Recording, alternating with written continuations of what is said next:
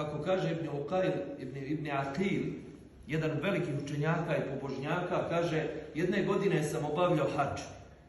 I kaže, nađem jednu grlicu od dijamanata, od dragog kamenja, jako skup. A kaže, imao sam samo para da dođem, skupio da dođem na hadž. Ništa drugo nema. I vidite, tu je stvar povjerenja. Dakle, ono povjerenje šta si ti pred Allahom dželešanu, kakav si ti pred njim. Kad samo Allah zna kakav si. Tu kakav si, to je taj test. On nađe tu grlicu, nikoga živi ne vidi. Namjerno se u predaji pominje, kaže, dijamanti su drago kamenje, a nanizani su na crvenom koncu. A taj crveni konac, to je ono danas što kažu crvena linija, to ne smije da se pređe. Nakon toga je rat. Rat sa sobom ili rat protiv svega dobrog je kad čovjek izgubi povjerenje. Ili kad se u njega izgubi povjerenje. I on kaže, našao sam tu ogrlicu, a ništa na svijetu mi nije bilo važnije ili preče tad od te ogrlice. Znači, imao bih i da obavim hadž i da se vratim i da živim godinama. Ali kaže, ne, ja krenem da tražim ko je. Čija je to ogrlica? I kažu mi, ima jedan star čovjek, kaže, traži baš takvu ogrlicu. Kupio ćerke. I kaže, kažu mi tu je i tu je. I ja dođem, donesem u tu ogrlicu, kaže, odnosno pitam ga, tražiš li ogrlicu? Tražim. Kakva je, takva i takva? Opiši mi, kaže, opiše i kaže, na šta je nanizana? Na crveni konac. To je to. Predam mu tu ogrlicu i ode. Kaže, stani da te častim. Ništa.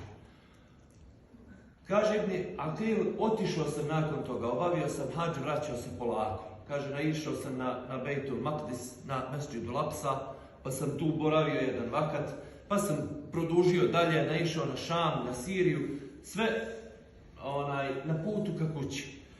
Kaže, naiđem u Haleb i naiđem, nemam gdje da spavam, nemam šta da jedem, nemam gdje da konačim, ništa nemam. Kaže, vidim jedna džamijica mala otvorena i kaže, ja uđem da prenoćim tu, da se sklonim.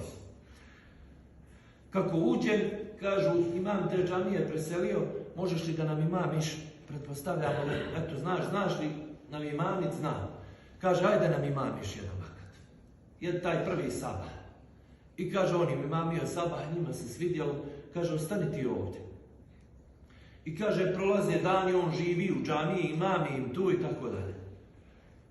Nakon toga neko se sjetio od džemata, kaže, imam ove džamije, kaže, živio sam sa ćerkom, ona je sad bez ikakve podrške, bez ikakve zaštite, živi sama, dobro bi bilo da je oženiš. I eto ti kuća i ostane tu, živi, budi imam i tako dalje. I kaže, on pristane na to, vjenčaju se i ono što kažu bajkama, živjeli srećno do kraja života, kaže, jedne prilike on kod nje primijeti onu ogrlicu. Onu što je vratio. Zakune Allahom, kaže, otkud ti ovo? Kaže, to mi je babo s hadža donio.